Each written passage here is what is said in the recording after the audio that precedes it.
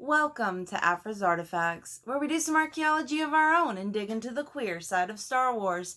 I'm your host, Alia Morgaine, and it's so great to have you here. Well, today we're going to be talking about a short story in the From a Certain Point of View, A New Hope edition called Laina, written by Will Wheaton. It continues on with the topic we were discussing last week, where we looked at a positive stereotype that lesbians have in the Star Wars galaxy. So that stereotype of, they can be adoptive mothers to their relatives. They don't have their own children, they don't procreate, but they do take care of other children that are not their own. That they're first in line. They're very altruistic, taking care of other people's children. So same thing happens in this story as happened with Snap Wexley and Esmelle and Shirene. So in this story, it very briefly talks about the two lesbian aunts. They're married. Their names are Eron and Rhee, and Eron and Rhee. Really cool spellings. And it talks about them super, super briefly, but let's give you some context for the story. So Laina is a short 7-page story. It's heartfelt. It's heartbreaking. There's a rebel mechanic named Ryland who works on Y-Wings, and his wife was Fiona, who was shot on their homeworld of Burnin Khan after a supposed friend claimed to the Empire that Ryland and Fiona were rebel spies. They hadn't even joined up at that point. It was just a person trying to get in good with the Empire. So because of that, Ryland did join the rebellion. And as I said, he's a mechanic working on Y-Wings for the rebellion. Now, he does have a 2-year-old daughter named Laina, hence the name of this short story. And he fears keeping her at the rebel base on Yavin 4 because he worries about the dangers of being in the midst of the action, of being at a secret rebel base. What could happen to her? You know, if the Empire comes in shooting it up, what'll happen to Laina? So he wants to send her to safety. He wants to send her to live off with her aunts in safety. And he records this message. So a big part of the story is him recording this message to Laina. And you can feel the tenderness and love that he has towards his daughter. It's very, very clear in this recording.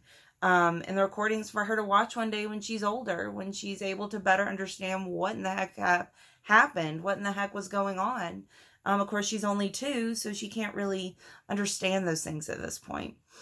And the kicker, as it says in the as Ryland says in the recording, they love you very much. Speaking about the aunts, Eron and Rhee, and they're going to take you to a planet called Alderaan, which is far away from any fighting. Ooh. Let me just say, when I was reading this story for the very first time, I was at a friend's house.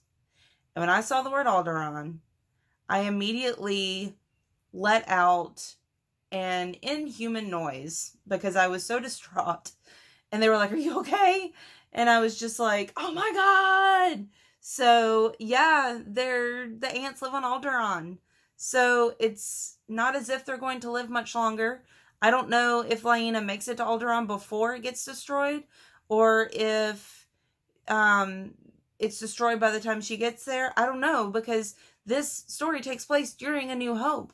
So Alderaan's mere hours away from being destroyed. Maybe days, probably hours. So, oh my gosh, I was ugly crying when I read this. The whole story is brilliantly heart-wrenching and heartwarming all at the same time. But let's talk a little bit about Eron and Rhee.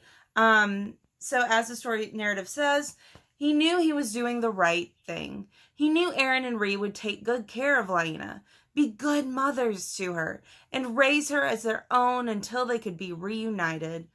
Great respect for these two women. So he loves them, he respects them, he sees them as very positive mother figures. And I love that. They obviously don't have children of their own. They're never mentioned. Instead, they are going to be caring for their relatives' children. as we saw in last week's video, is there. These are the two examples of it in the Star Wars canon.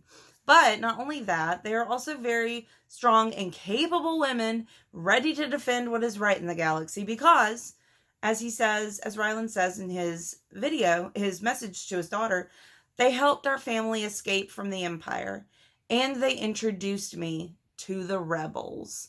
So they're ready to defend the galaxy. They're positive mother figures. These are some strong women, some capable, powerful, respectable women, and that makes me happy. They're very good role models for